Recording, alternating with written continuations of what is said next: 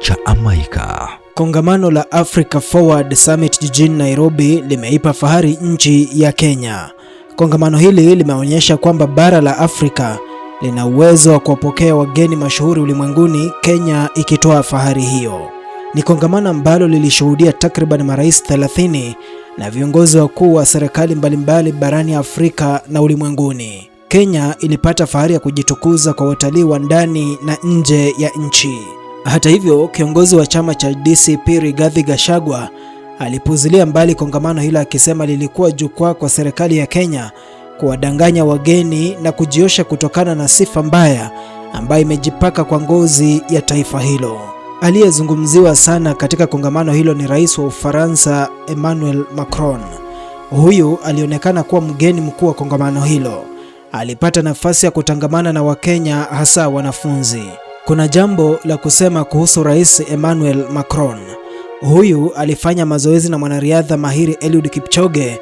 Kutangamana kwao kulikuwa kama kwa watu wa kawaida wanaofahamiana. Akiingia kwenye ukumbi wa mkutano, Macron alishuka kwenye gari lake akiwa amelibeba koti lake mkononi, akalivalia hapo nje ya mlango, akipokelewa na mkuu wa mawaziri Musalia Mudavadi.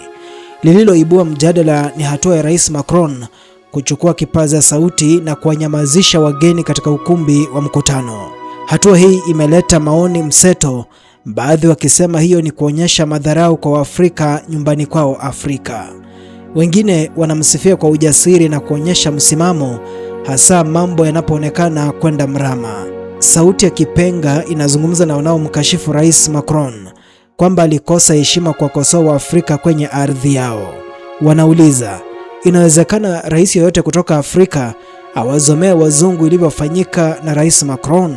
Sauti ya Kipenga inajibu, wazungu wana ustaarabu fulani kushinda Waafrika katika mkutano kama huo. Wazungu wangefuatilia kimya kimya na kupiga makofi panapofaa. Kwetu Afrika, Waafrika watachagua kupiga kelele. Kwa hivyo ni ukweli hakuna rais wa Kiafrika anaweza kufanya alichokifanya Rais wa Ufaransa Emmanuel Macron.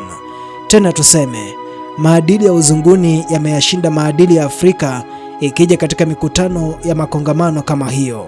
Alichomaanisha Macron ni kuambia Waafrika wajaribu kustaarabika katika mikutano kama hiyo. Kwa kukosa ustaarabu, utaona watu katika mikutano wakiwapigia wanasiasa kelele kwenye mikutano, wakati wazo la ustaarabu lilikuwa ufuatilie kimya kimya hata kama humpendi.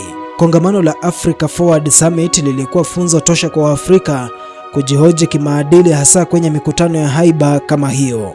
Kwamba tumezoea kuwazomea wazungumzaji na kuwapigia kelele bila kujali wanachokizungumza ni jambo la kuanza safari ya kulirekebisha sasa hivi.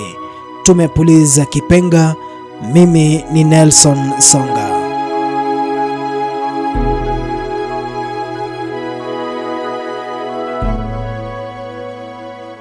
Kipenga cha Amaika.